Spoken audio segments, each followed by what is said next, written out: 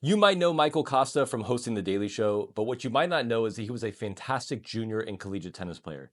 He helped the University of Illinois win 4 Big Ten titles, and on today's episode, we talk about what he learned from legendary coach Craig Tiley and how difficult it was competing on the Future and Challenger Tour. I hope you enjoy the episode. All right, Michael, welcome to the pod. Thanks for having me. It's great to have you here, and many of my listeners will know you from your comedy work, your TV work, most recently probably The Daily Show. But the few diehards will probably know you from the third round of qualifying at the Montreal Futures. Yeah. Where I believe you took down Jean-Francois Berard 6-2, 0-6, 6-0.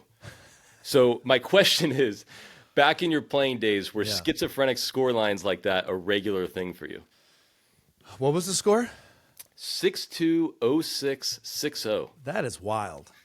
That is wild. And that was third round qualifying? Third round, and then you beat Troy Hahn in the fourth to make it to the main draw, and then unfortunately you bowed out in the first round of the main. Did I lose to Julian? Do you know? I don't know. I don't have it pulled up anymore. Well, look, without segueing into the book, you already did it, because so much of this book and all of our lives is memory. And man, was it interesting to dig into my playing career and the matches I remembered and the matches that I did not remember. I do not remember 6-2, 0-6, 6-0. I don't even know. That's got to be one of the strangest scores ever. But no, I was not a schizophrenic scorer. I was not a 1-6, 6-1. I wasn't. I was pretty level. I was pretty, usually I would win 4-4 or I would lose in 3. Every game and every match was hard fought. That's a very strange score. I attribute that to the late nights of Montreal, possibly. I was thinking, I saw that score and I was like, man, that would drive me to comedy if I was dealing with that on a regular basis. That's very tough. And that's just like, that's tough to manage emotionally, those scores. Yeah. Right. Yeah. So the listeners out there may or may not know, but you were obviously a great tennis player. You went to the University of Illinois. You guys won, I believe, 4 Big Ten titles when there were actually 10 teams in the Big Ten. Made the Elite Eight 3 times, and then you played for the legendary Craig Tiley. That's right. So I would love to hear a little bit, not only about like what kind of game you had and what your tennis game looked like, but also how Craig helped you when you were at Illinois. Yeah, I mean, Craig, I still have Craig in my head. I still have daddy issues of Craig. I live in Brooklyn, New York now. When I take my dog for a walk, there's trash on the corner, and I go, you better pick that up. Craig, Craig's watching. Pick up the trash. When my shirt's not tucked in, when even before I got on with you, I go, should I shave? That's Craig would say, why aren't you shaved? Why aren't you shaving? So he's still in my head. Thankfully, I had a great real father, so that trumps any of the Craig issues I have. But my game was very typical of the players that Craig recruited. Big server, tall. I'm 6'4". Some might say my competitive style was a bluff. Some might say it was strong-minded and aggressive. That's for my opponent to figure out. And not lacking in confidence on the court. Craig liked tall, cocky guys that were underdeveloped. I didn't really know how to play the net when I came to college. Him and Bruce Burke, who were the assistant there, now the head coach at Texas, really worked with me on that game. And I really developed a lot of my game at college. So late bloomers. But if you were to play me back then, you would try to break down my forehand, and you would try to not let me get a lead and not let me attack your second serve. That was that was the bread and butter. If you had any weakness in the second serve, I was taking it and I was coming in to apply pressure on you. Where did that, I'll call it confidence instead of cockiness, but that's something that I wish more players had. Obviously, like if you get so cocky to the point where you goof around, you don't try, that's an issue. But confidence or a lack of confidence is a major issue for a lot of players. Like, where did that come from? Was that innate, or did you kind of build that in yourself? It's a good question. And, one of my favorite comedians, Bill Burr, he famously says, all there is self-belief. You can talk about comedy and showbiz, and all there is self-belief. And I love that. And I rely on that in any career and any time. Dig down, close your eyes, really try to have that self-belief. I think that comes from mom and dad, probably comes from my older brother, Todd, beating me, to a pulp, but not to death, telling me to be better. We have a good relationship still, by the way. That's a tricky one. And, I have 2 daughters. The things that keep me up at night are I want them to have confidence in themselves and confidence in their decisions. And I try to help them develop that. But man, it's a great question. And I think tennis does create a self-belief system in kids if it doesn't break them. Right. It's a brutal sport. And actually, what I was going to ask you, so you go to Illinois, and obviously you guys have a ton of success. You won a bunch of matches, and then you decide to go play pro. And I mean, if you even pull up the 40th best player in the world and you look at their win-loss record, it's probably below 500. Yeah. And they almost always lose more points than they win. So you're failing all the time, which Yeah. can chip away at that confidence. So when you went pro and you're kind of grinding through the futures, was that an issue where you're like, oh my God, I'm losing more than I have my whole life? Yeah, it was. And, it wasn't so much that I couldn't handle the losses. You kind of expect. Paul Goldstein, amazing tennis player, won the singles, doubles team championship at Stanford. I remember he would come play our challenger at Illinois. Another testament to Craig developing a high-level challenger while we were in college there at Champaign-Urbana. Well, guess who we're hitting with, talking with, training with? I remember Paul saying, and to me as a junior, Paul Goldstein was the pinnacle of junior tennis and even collegiate tennis, and that we were sharing a car or hitting, I forget what it was, and he goes, oh man, you just lose all the time. I mean, I lose every week, I'm losing. And this was the pinnacle of winning to me. What I hated about the pros from a winning and losing perspective was because you don't win that much, I was never just getting on a roll. I was never getting that momentum. The losses, and I know you've talked a lot about this in your pod, and Rajiv just mentioned this, if you're losing the right way, if you're doing the right things, you can kind of stomach it. I know this is a long-term game, but in college, I could just get on streaks, 11 in a row, 12 in a row, and you just feel like you can't lose. And there's not even a top 10 men or women's player right now that can win like that, so you lose a lot. With those match reps, what did a week look like? Like you travel somewhere, some remote part of the world, you show up, you take a loss first round. Now you've got at least 6 or 7 days to kill. Yeah. What are you doing in that week? Is it training? Is it self-loathing? What does that look like? Yeah, it's so my first tournament ever out of college was in Zihuatanejo, Mexico, which is where Andy Dufresne escapes prison to in the Shawshank Redemption. It's a real place. I show up with my doubles partner, Nathan Zeter, and the men are still painting the lines on the court, so none of the players can practice. I lose first round. I have 6.5 days. I made $111 losing first round. There was 2 people watching my match. I went up to them afterwards, and I said, thanks for watching, and they said, no, we actually just have the court after you. So they weren't even watching. You had 6 days, and it was hard. Man, I feel like the first few days I would do a good job, practice twice, go for a run, but then it's 4th day, 5th day. I don't want to watch tennis anymore. And it's very, very hard. I do think that's where a coach is invaluable. I didn't have a coach really playing, and so I was up to my own. Your personal discipline can only kind of last so long. So a coach would have been very helpful at that point. I didn't have the money for that. Coach was very expensive. So yeah, lose first round, lose second round. Hopefully you're still in the doubles. But Jonathan, this is so similar to comedy. I mean, bad set, bad night. You want to wait around and think about it for 5 days, or do you want to get in the car or get on the subway and go to another spot, do another set, feel a little bit better, work on something? I mean, so many comedians, when I started comedy, said, what is this resolve that you have? What is this fortitude? And I go, that's everyone I know in tennis. That's the only way you even get anything done in tennis. So it was so interesting for me to see that from a different outside perspective. One thing I feel like most players, maybe they've heard it, but they don't understand it, is like we just said, you might win half your matches, and you're definitely winning about half of your points at most. So that's a very successful day at the office. Right. To win one, lose one, and experience that failure. What is the comedic ratio? Like if you show up to a set and you go, okay, half my sets this week were good. Are you pleased with that? Is Yeah. it worse? No, Is it you're better? not. You're not. You should be better than half. I think that was what so many non-tennis people found interesting about Roger Federer's graduation speech. I think it was at Cornell, maybe. I forget.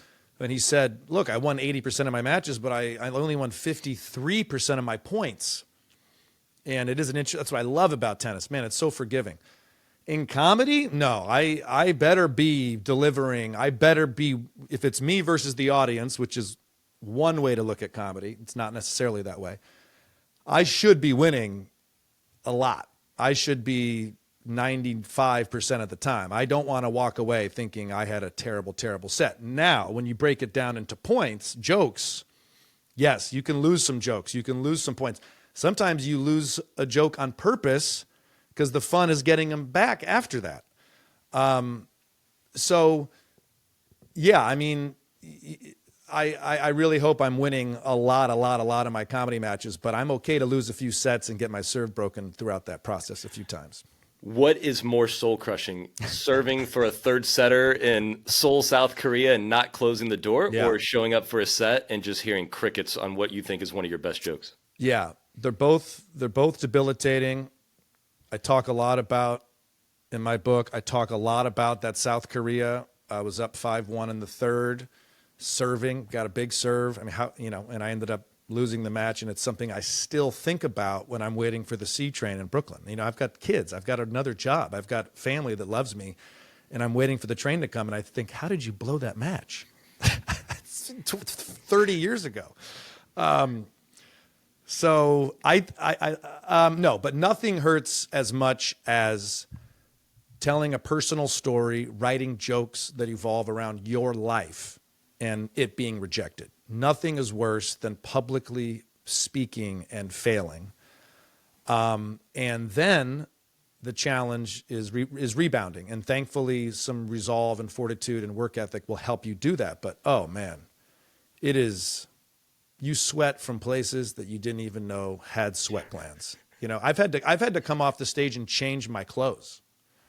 Like go home and thankfully, as I've been in comedy now 22 years, that happens very infrequently, but it still happens. And any comic that tells you they always do great, watch out, they're a liar. That is so funny. Full body sweat doing your set. Ass, armpits, feet. Craig, I remember one time at Illinois, Craig gave us an exercise. I'm sure you've talked about, in fact, I know you've talked about this. I've heard it. And it was like, count how many matches you've won where you've played your bet unbelievable. And you can come up with some. You can come up with 2 or 3 or 4. Oh, remember this match. But most of the time, you're winning in your middle area, in some form of that gray area. And that's exactly the same as comedy. There's sometimes you crush and you undeniable and there's nothing you can do that's wrong. But most of the time, you're somewhere in the middle, or someone drops a beer bottle, or there's a heckler, or you're late, or one of the jokes didn't work. And guess what your job is? Figure it out. Be a pro.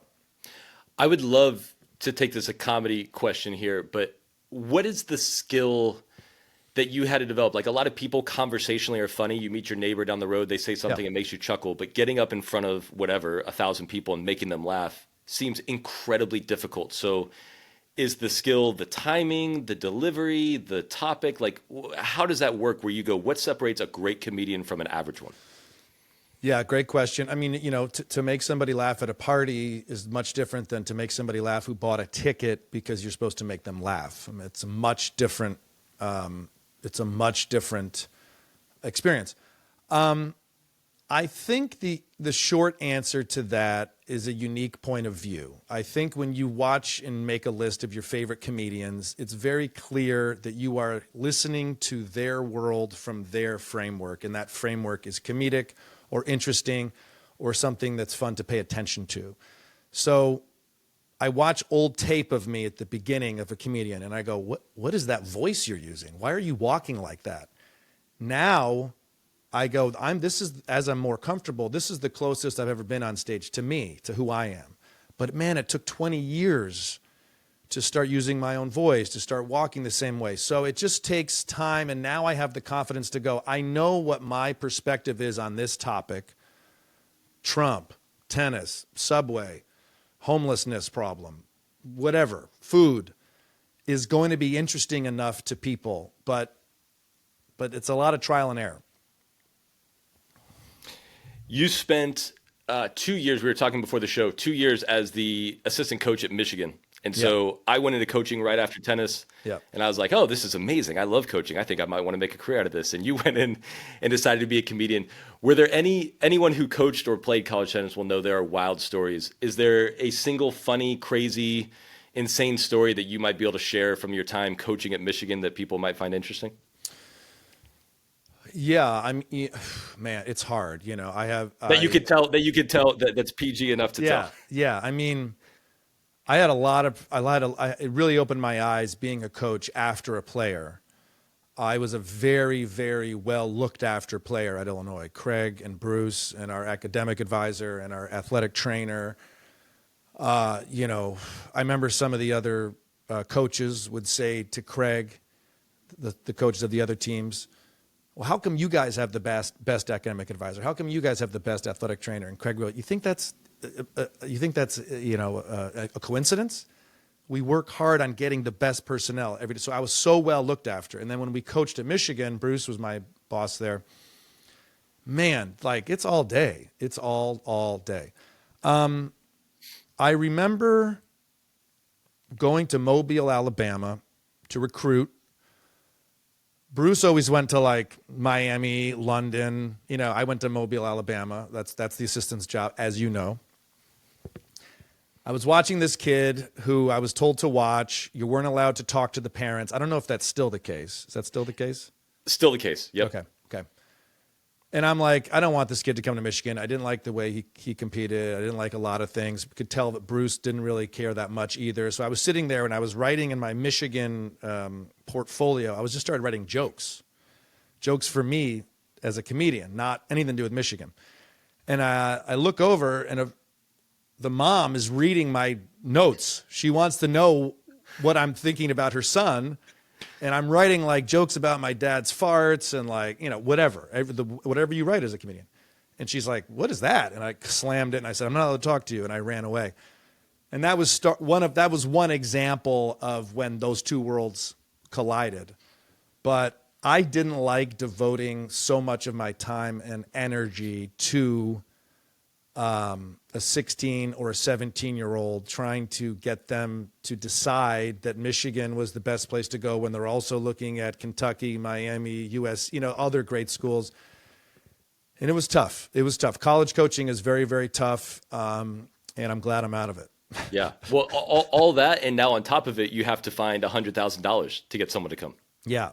And that's, you know, we did a great job developing players, changing grips. I'm sure you know this too. I couldn't believe somebody would show up as an 18-year-old with the wrong grip. You know, and it's like, how is your forehand? You know, of course your forehand's off. It's the wrong. I mean, and then you get mad at the previous coaches. You know, so we spent a lot of time developing players, and I loved that stuff. Being on the court with them, helping them. I loved that. That was really fun. Well, I think one thing. So I would have been one of those players. I mean, I don't know that you ever saw me play, but I had some of the least aesthetically pretty shots that you could think of. But like I played baseball, so I just took the racket and I gripped it. I had two backhands to start. Okay, here we go. And yeah, exactly. And I walked out on the court and I was just slicing balls and they went in, and I'm an athlete. And I quickly realized if I get to the ball and make it, I'm going to win. Yeah. So I did well in my first tournament, and the person in the club was like, oh, you're great. Just keep playing. Yeah. And so you do that for 4 or 5 years, and people are always afraid to take those 10 steps back in order to get better. And so I never took those 10 steps back. My strokes were always a little weird. And then you get to college, like you said, and someone who's been trained classically looks at you and goes, how could you possibly be at this level with those errors? But I do feel like people are so scared to lose what they already have to gain something great. And we're competitive. We don't want to lose. I didn't want to learn an attacking style as a junior because I knew it was going to hurt me to lose matches. And I just finished Pete Sampras's memoir, which leaves me wanting more. But he talks about how he really didn't care growing up if he lost. He was just trying to develop that championship game. I think it worked out well for him. I was doing everything I could to win the match at age 12 when, man, if I just would have been told, go serve and volley for a year and come back, then, maybe I wouldn't be a comedian now. So, yeah. Maybe I'd still be playing tennis. So normally I have Instagram questions from the audience, but Okay. I did not get this in time. So these are all Instagram questions from me, but they're just Right. random ones that I was curious about when I was thinking about this last night. Right. In what way this is actually a purely tennis question. You were a great player. More in the frame. There you go. It'll show up. It'll show up? Great. Yeah, I'm going to put you full screen when it's just you. When you were 864 in the world, career high, Yeah. and you're obviously a great player, but you didn't make it in that top 100. What separated in your mind, level-wise, the people who were able to make it and push through, like a Paul Goldstein, versus a great player like you who didn't make it? I've always said my answer to this question was that I had one or maybe two great weapons. I had a serve and I had a competitiveness, which I'm also including with fitness. I always felt like if you were really competitive, you would be fit because that's just the safest way to make sure you don't lose because you're tired. So I felt like I had two. But man, if you got the serve back and you started to work the point, you had a good shot against me. I was so interested when Sasha Zverev mentioned after his loss to Jannik Sinner at the Australian Open final in the press conference, he said, tennis is about 5 or 6 things, and Jannik does 5 of them better than me. And I always thought, oh my God, I was thinking this whole time tennis was like 3 things, but here's a different level than me, way higher level, saying it's actually 6 things. And I go, oh, that's so interesting. So I always said I only had 1 or 2 weapons, but I think maybe I was supposed to have 5 or 6 weapons that I didn't have. In what way was climbing the Future Challenger Tour similar to when you first started out, you go to your first comedy club? What were the similarities there? It's very, very similar. The only difference is in comedy, it's okay if you get drunk every night and you can sleep as late as you want. It's a test of self-belief. It's a test of work ethic. It's a test of learning from other people, but not, trying to use that for your own personality. It's very, very, very similar. And that's the kind of surprise answer that people get when they ask me, well, how do you go from tennis to comedy? And I go, you're by yourself, you're solving problems, you're dealing with yourself, your insecurities and your emotions. It's the same thing. Just one of them you have to be fit, and one of them you have to, be cunning or witty in your mind. So every lesson I've learned in the first profession of mine, which was tennis, is attributed to any success I've had in the second. And by the way, anyone who's listening who isn't a tennis coach or a comedian, it's the same for you too. Whatever your first profession was, or first track, or first dream, if you pursued it, it helped you pivot to whatever the next step was. You mentioned, I'm not even going to try to pronounce that city in Mexico, but you mentioned that they were painting the lines. I want to know what the worst conditions you ever had to play in on the Futures Tour were. Oh, easy. Can I even show you a picture of it? Let me see. It's in here. South Korea. Wasn't even red clay. I forget what it was, but they didn't have real lines. Here it is. Those are chalk. So that's like the beginning of the match.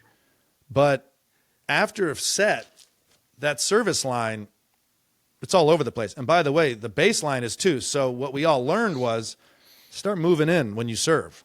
I mean, I was crushing aces, but that was very tough. And also what was so tough about that was, and this is what's so great about tennis and traveling, being global. I showed up to that tournament with my British teammate, Oliver Freelove.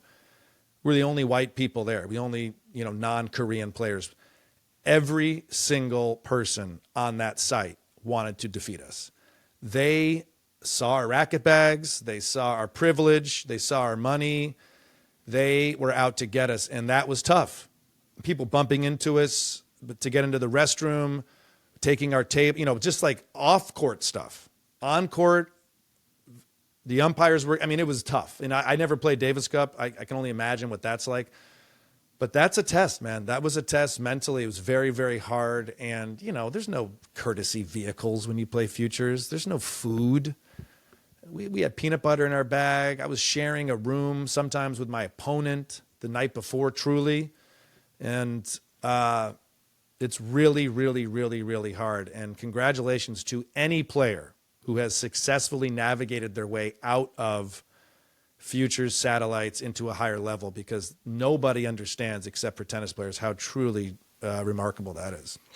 I'm going to give you an opportunity to dive into your cocky side here, but you were 864 as a career high in singles. That's right. If comedy had rankings, what is your career high? I've thought about that. I love that tennis has this ladder system. I love that I know where I was. I can't lie to you and say I played Wimbledon. I was 200. I hate that in the arts, it's subjective. I hate that I can go, oh, I killed that audience. And it's like in the sports, it's like, there's the scoreboard.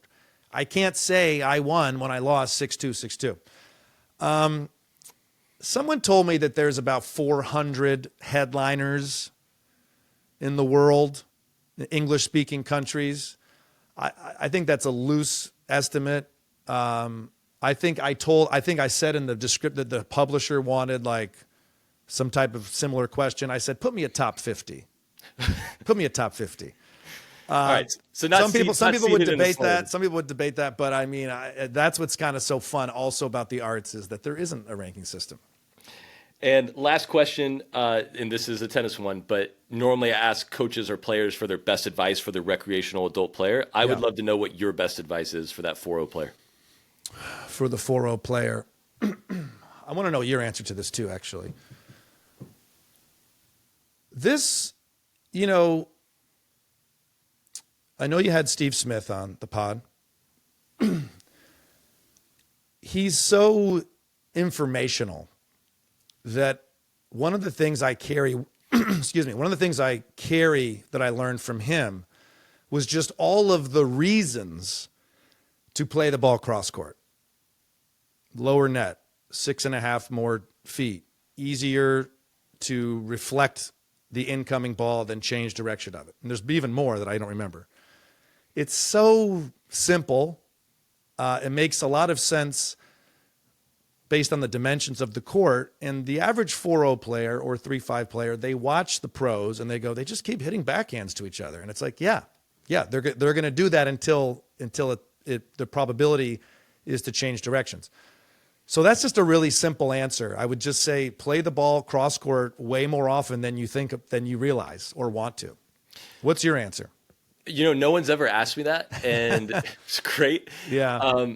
One thing that you put out so much good information on Instagram.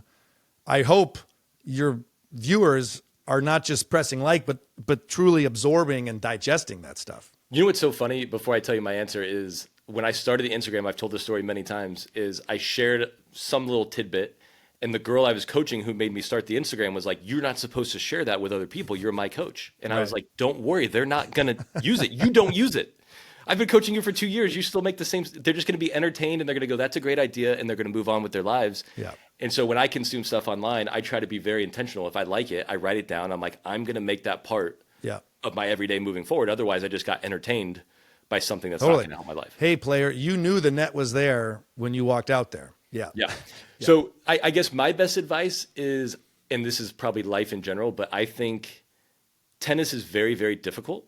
And because it's difficult, people try to overcomplicate it. Yeah. And for me, it's like, get to the ball, put the ball in play, and play within yourself. Yeah. And so a lot of times when I say, the funny thing is I'll say, I'll preach consistency, which as a player, I wasn't at all. Right. But I'll say, be consistent, and people go, well, you have to attack. Right. And I go, it's interesting that you think I said not attacking. The reason why they think there's a difference is because people know when they attack, they actually end up missing. That's true. That's a good insight into their brain. Right. It's like you're telling on yourself that you're like, well, I want to attack someone. You're like, oh, but you think you won't be consistent if you attack. Ding, ding, ding. There you go. You can approach up the middle of the court. Right. Exactly. There are many ways to attack with consistency. And so I hear when I put out a video or a YouTube video and people start going down these rabbit holes, and I'm like, whoa, let's just pump the brakes. Right. Kind of like you said, if you just go cross court and you keep it simple and your strokes are as good as the other guys and you have a level head, you're going to be fine. Yeah. And so I just like keeping things as simple as possible. And that's my best advice: is don't go down these rabbit holes. Just keep it simple and get good at the basics. It is very true in all facets of life. The more we know about it, the simpler it gets. But with the less we know, the more complicated we make it. Yeah, it's very true. You don't usually watch experts and think how difficult they make it look. Correct. Yeah, and this is also the problem with comedy is when you watch a great comedian, you go, oh, this seems easy, or they want me to talk to them because he handled it so easily, and it's like that's because he's been doing it 25 years. Right. The job is to make it look easy, and yes, the Roger Federer got a lot more people signed up for tennis than he probably realized because it goes, oh, this looks so easy and fluid and beautiful. We've been dancing around it for 30 minutes, but you've got Lucky Loser coming out. Can you give us all the information on that? This is my book that I'm very proud of. It starts when the book starts when my older brother John gave me a tennis racket for Christmas when I was 4, and how somehow through all the trials and tribulations of competitive tennis, college tennis, pro tennis, I ended up sitting here now as a professional comedian. It's wild. I had to write it down because I didn't fully understand it and grasp it, but I'm very proud of it. It comes out March 11th. The tennis community has been super supportive of it, as is the comedy community, and I think it's a fun read. Okay, Craig Tiley is in here. Grinding Out Juniors is in here. One of the times I cheated so terribly in college is in here. I visited a Dutch prostitute. That's in here. It's a lot of stuff, Jonathan. I know you didn't ask that. Okay, so well, you talked about what do you do when you lose first round? Well, you got 6 days to kill. You're in Amsterdam. I think it's chapter 12 in here. Amazing. Is there anywhere else besides Daily Show that you're currently co-hosting or hosting a couple days a week? Is there anywhere else where people can find you or find your stuff? So I'm keeping an active stand-up comedy tour all the time. Coming up, Atlanta, St. Louis, Austin, Connecticut, Toronto, Dallas, Grand Rapids, Milwaukee. MichaelKosta.com has all the tickets, and I just really appreciate you and appreciate your pod. I think it's putting out great information. I hope these idiots are using it. Well, thank you so much for your time. I'm really excited to read the book. Can't wait, and congrats on all your success. Thank you, Jonathan.